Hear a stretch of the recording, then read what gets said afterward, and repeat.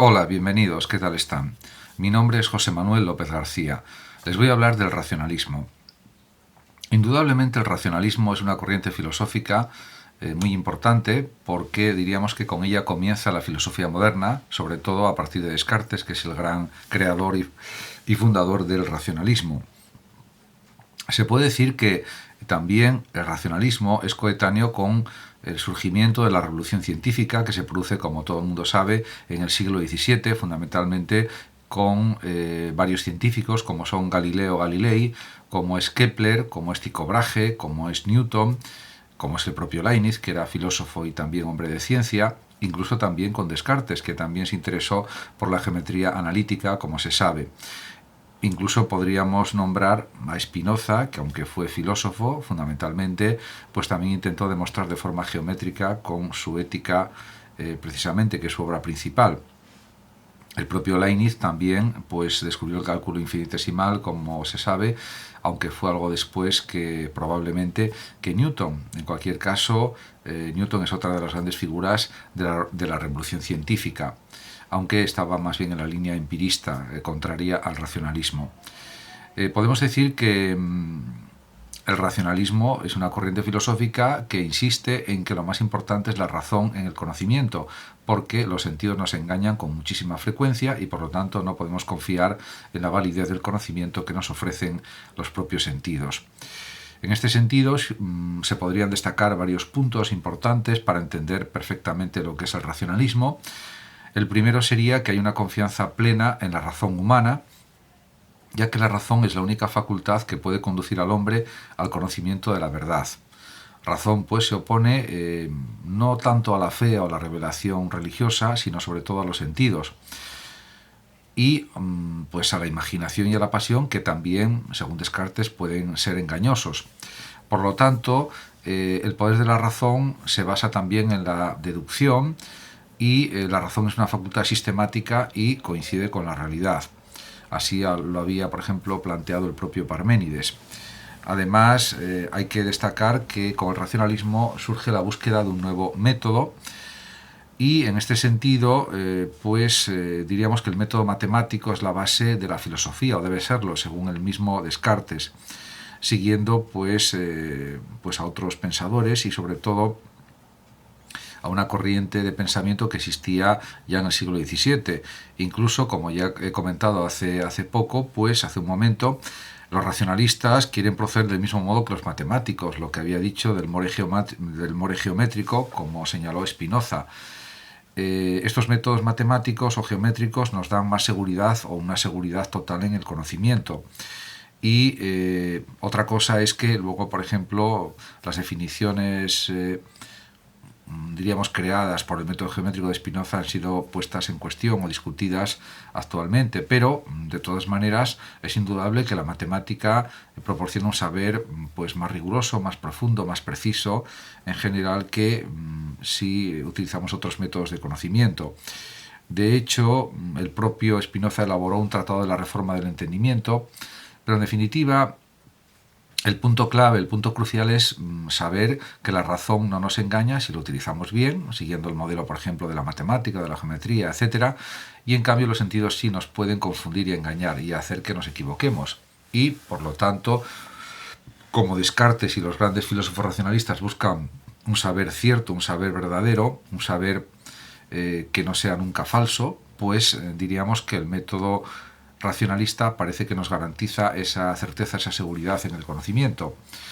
De todas formas, Descartes también afirmó una visión científica del mundo que también se fundamenta en el mecanicismo. Y realmente pues también hay pues matices de subjetivismo, porque en el racionalismo cartesiano, sobre todo, el ser humano es un ser vuelto sobre sí mismo, que piensa. De ahí la frase famosa del propio Descartes, cogito ergo sum, pienso luego existo, que no es una deducción, sino que es una intuición, pero que señala algo que ya había indicado el propio Agustín de Hipona, cuando había dicho si me engaño existo.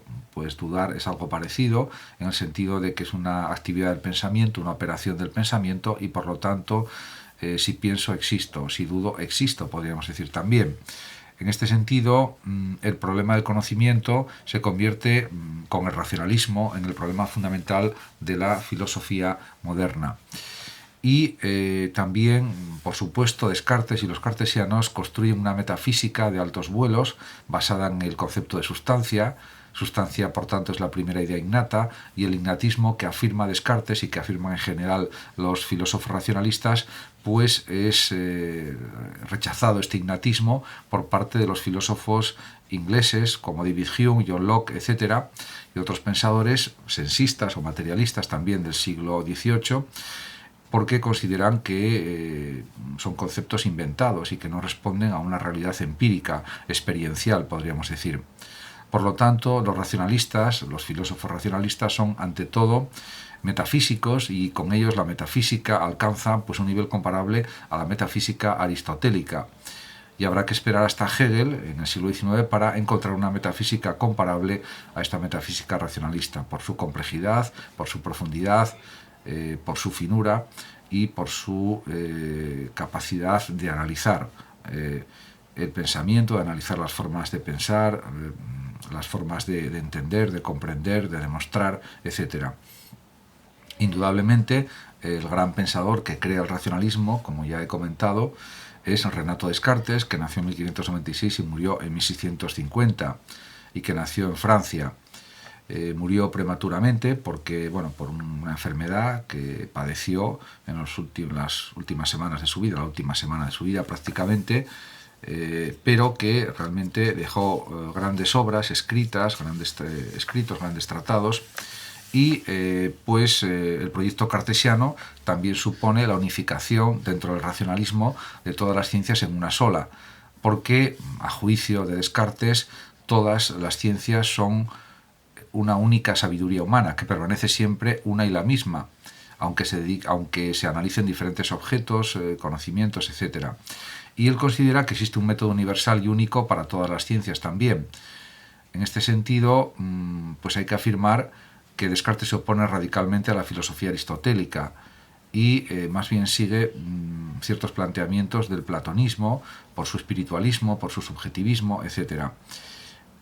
También pues hay que decir que Descartes estuvo al tanto de la ciencia de su tiempo y pues en el método que él desarrolló pues estableció un método para conocer mejor la realidad y para tener un conocimiento seguro. Pues él señaló que había 4 reglas que utilizar para, diríamos, evitar el error en el conocimiento y llegar pues a conocimientos realmente verdaderos. Podemos decir que Descartes se inspira en el método de resolución y composición de la escuela de Padua en Italia, en el que también, por otra parte, se inspira el mismo Galileo. En este sentido, el método cartesiano se puede relacionar directamente con el método de Euclides, pero expresado o definido con una terminología cercana al método de Padua. Una larga cadena de deducciones a partir de unos principios simples y evidentes. La primera regla del método cartesiano dice que hay que tener una confianza absoluta en la razón. Esta es de por sí infalible. Y podemos decir que tiene que haber una evidencia en el conocimiento. En definitiva, esa evidencia se da únicamente en la intuición, según Descartes, porque la mente ve de modo inmediato y transparente una idea. En este sentido, la característica propia debe ser que las ideas que se presentan a nuestra mente deben ser claras y distintas. Por lo tanto, diríamos que la verdad está dentro del espíritu, es inmanente al espíritu y no es tanto una adecuación de las ideas con las cosas, que era el concepto de adecuación del pensamiento con la realidad propio de la escolástica medieval.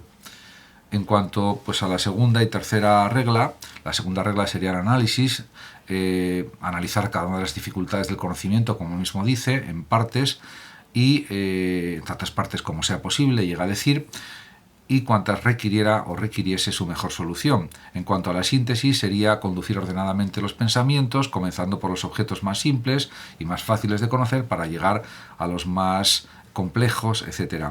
Y por último, la cuarta regla sería realizar comprobaciones enumeraciones completas para no olvidarse de nada fundamental y por lo tanto con estas revisiones y comprobaciones de un golpe de vista único llegar a poseer una total evidencia intuitiva de lo que se ha descubierto, de lo que se ha conseguido conocer de forma verdadera, podríamos decir. Muchísimas gracias a todos por su atención, saludos como siempre a los oyentes de Radio Sofando de México y por último decir que los que lo deseen pueden compartir este vídeo en sus redes sociales, darle like o suscribirse a mi canal de YouTube. Hasta siempre.